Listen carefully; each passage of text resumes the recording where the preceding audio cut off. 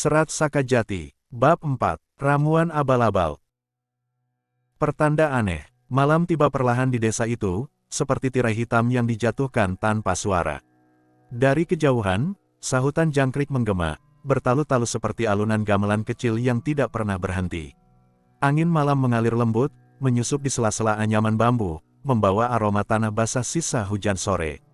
Rumah-rumah tetangga sudah redup, suara manusia nyaris tak terdengar. Di rumah nenek, hanya lampu minyak yang masih menyala, bergoyang kecil tertiup angin, memantulkan cahaya kekuningan di dinding bambu. Api tungku sudah padam, menyisakan arang merah yang nyaris padam, namun periuk tanah di atasnya masih mengepulkan uap tipis. Dari sana, aroma ramuan menyebar ke seluruh ruangan, perpaduan daun, akar, dan batang yang telah direbus sejak sore.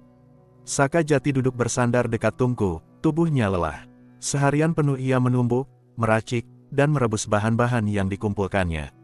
Ramuan itu sejatinya tidak punya tujuan pasti, sekadar percobaan, gabungan dari apa saja yang menurutnya menarik. Ia sendiri menyebutnya, ramuan abal-abal, karena tak yakin khasiatnya apa. Tapi entah mengapa, tangannya terus saja ingin mencampur, seakan ada dorongan yang tak bisa ia jelaskan. Peluh masih tersisa di keningnya meski malam dingin. Matanya berat, pundaknya pegal, tubuhnya seolah ditarik ke tanah. Namun ia tidak segera masuk ke bilik, tidak bergabung dengan nenek yang sudah lama terlelap. Ada sesuatu pada ramuan itu yang membuatnya betah duduk di dekatnya, seakan ia harus menjaganya sampai uap terakhir hilang. Ia menatap periuk itu lama sekali. Uap tipis keluar perlahan, naik ke udara, berputar sebentar sebelum hilang. Dalam cahaya lampu minyak, kepulan itu tampak ganjil. Kadang lurus, kadang berbelok, bahkan sesekali seperti membentuk bayang-bayang samar di udara. Sakajati tersenyum kecut, mengira itu hanya permainan mata yang lelah. Namun, semakin ia memperhatikan, semakin ia merasa ada yang lain di balik aroma itu. Bukan hanya wangi herba, ada lapisan samar, getir, seperti bau darah yang kering atau kayu terbakar. Ia tidak paham dari mana asalnya, tapi setiap kali menarik napas, perasaan aneh itu mengendap lebih dalam. Rasa kantuk akhirnya tak tertahankan. Sakajati merebahkan tubuhnya di lantai bambu, membiarkan hangat bara tungku menyentuh kulitnya. Kelopak matanya menutup perlahan, napasnya teratur. Tapi bahkan dalam transisi menuju tidur, bayangan uap itu masih menempel di kepalanya. Ada kesan samar bahwa uap itu bukan sekadar asap, seolah ia membawa sesuatu bersamanya, sesuatu yang mengintai dari balik rasa sakit yang belum ia mengerti. Malam makin sunyi. Desa tertidur, lampu minyak berkelip, dan ramuan di periuk terus mengepulkan uap tanpa henti.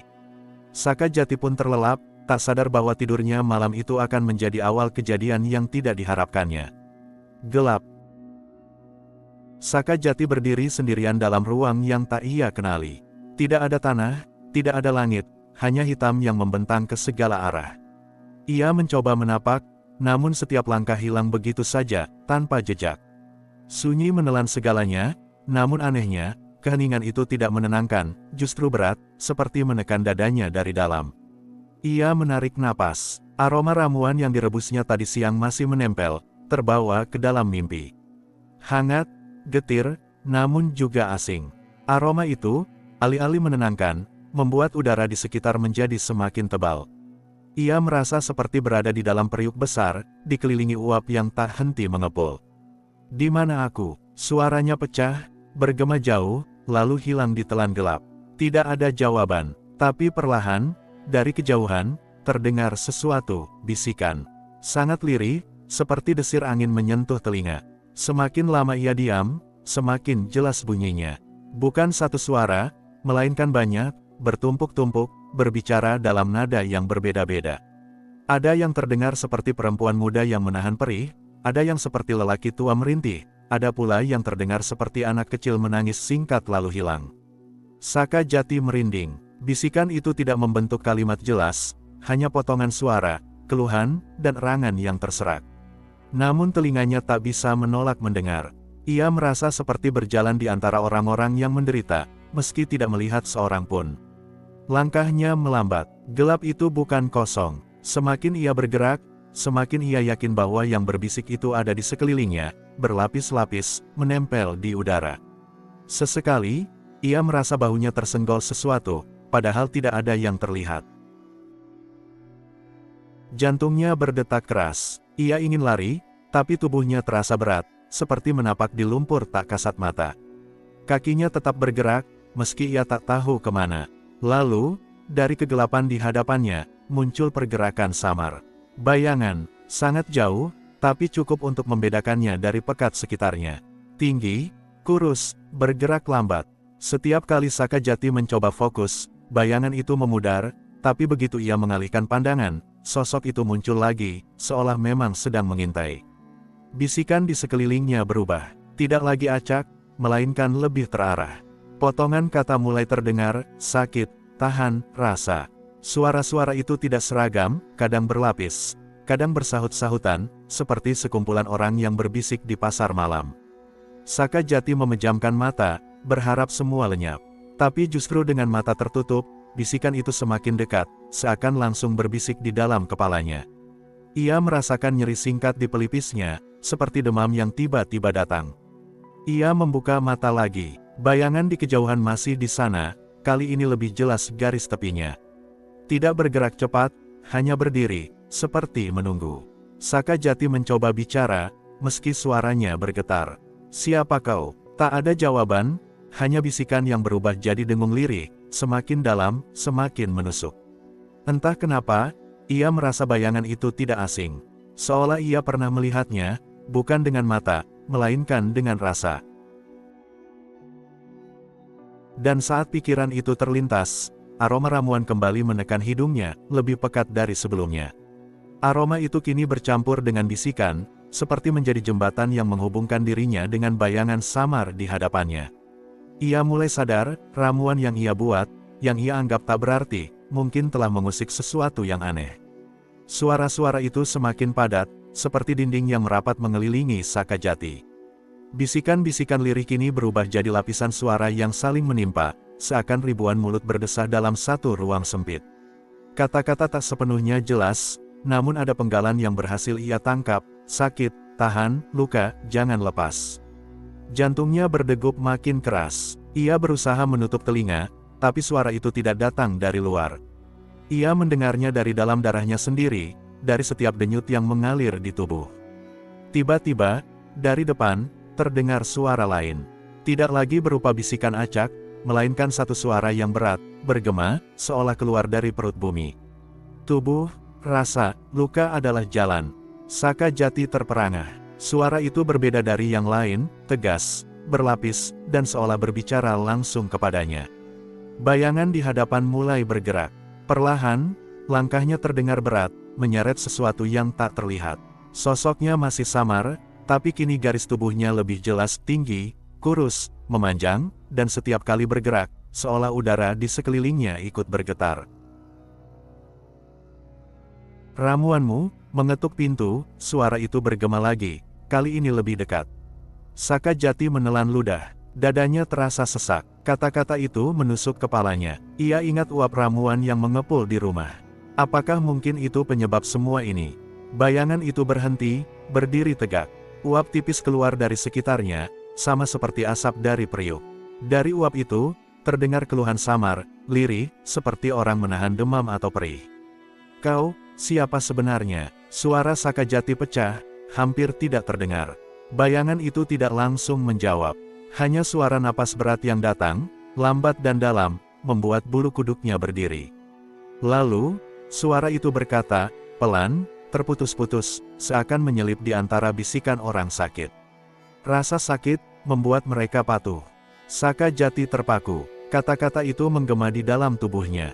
Bayangan itu tidak menyebut nama, tidak menjelaskan asal-usul. Tapi dari nada suaranya, Sakajati bisa merasakan maksudnya. Ia hidup di balik penderitaan manusia, dan justru menjaga agar rasa sakit itu tidak hilang. Bisikan lain menyusul, lebih pelan, lebih menusuk. Semakin mereka lemah, semakin mudah mereka tunduk. Tubuh Sakajati bergetar. Ia ingin mundur, tapi kaki-kakinya lengket di tanah mimpi. Bayangan itu kian dekat, dan setiap langkahnya menimbulkan gelombang dingin yang merambat ke tubuhnya. Tiba-tiba, rasa aneh merambat di tubuhnya sendiri. Perutnya seperti diremas, dadanya nyeri, sendi-sendi terasa berat. Ia mengerang, memegangi dada.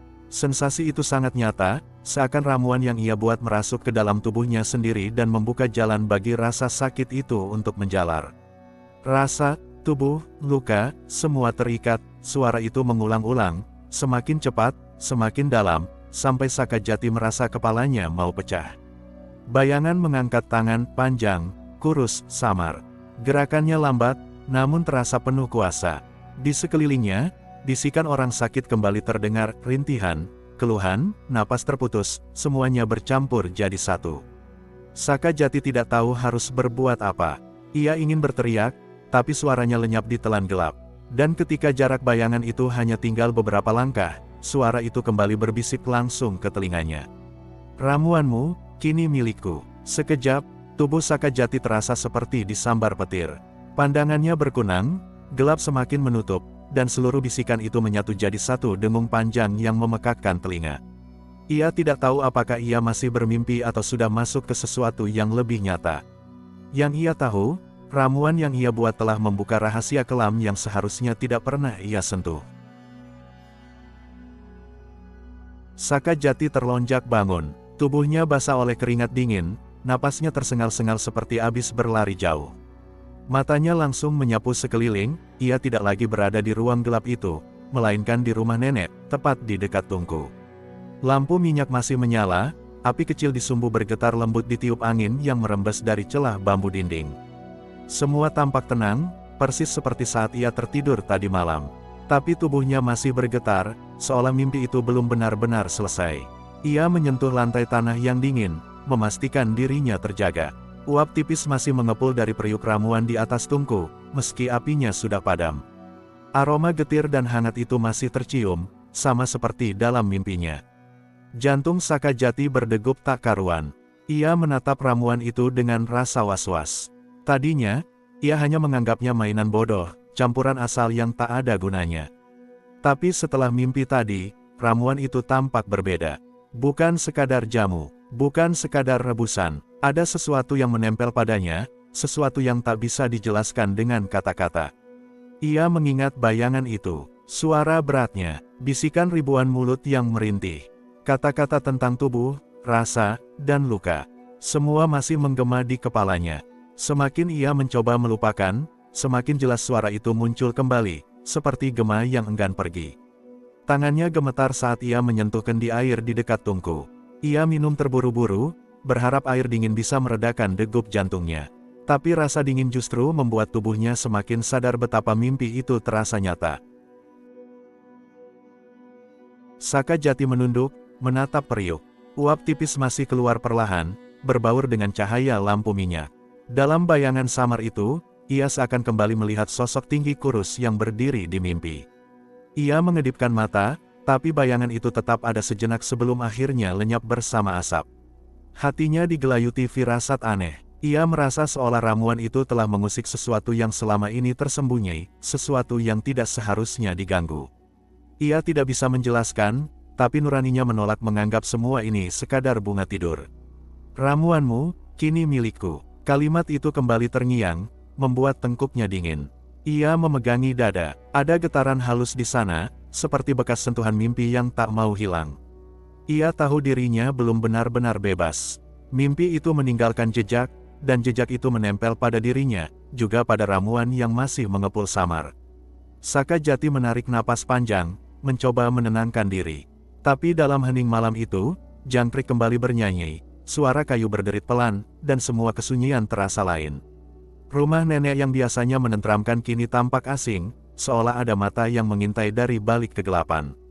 Ia menatap periuk itu sekali lagi, lalu menundukkan kepala, duduk terdiam. Dalam hatinya, ia tahu, ramuan abal-abal ini bukan lagi sekadar permainan. Ia telah membuka pintu pada sesuatu yang jauh lebih besar dan lebih gelap daripada yang bisa ia pahami. Dan meski ia ingin mengingkarinya, firasat itu menempel kuat di benaknya, bahwa sejak malam ini, takdirnya sudah terikat pada bayangan yang bersemayam di balik rasa sakit manusia.